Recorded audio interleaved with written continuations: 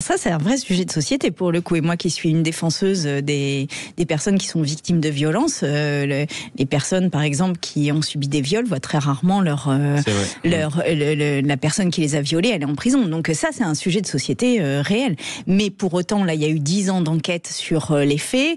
Il a déjà été condamné une fois de manière définitive pour corruption de magistrats dans l'affaire Paul Bismuth. Donc en fait, voilà, je pense que il n'y a pas de traitement de défaveur. En aucune manière. Par contre, il y a une justice indépendante qui a pris sa décision de manière indépendante et c'est une décision qui devrait nous interroger sur le niveau de corruption en France parce qu'en fait, c'est au titre de la corruption qu'il a été enfermé. Après, je suis d'accord avec vous sur le fait que nous devrions vraiment avoir une réflexion parce qu'on sait que il y a juste 1% par exemple des viols, je reviens sur cet exemple, qui donne lieu à une condamnation. C'est bien trop peu. Enfin, je veux dire, c'est scandaleusement trop peu. Donc, pour vous, il mérite d'être en prison.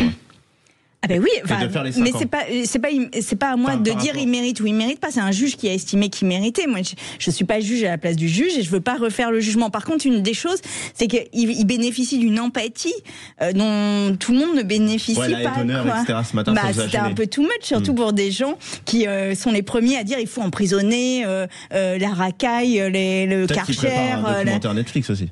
Ça, c'est pas impossible. Il y a peut-être un documentaire derrière, c'est plus chaud et tout. Je sais pas.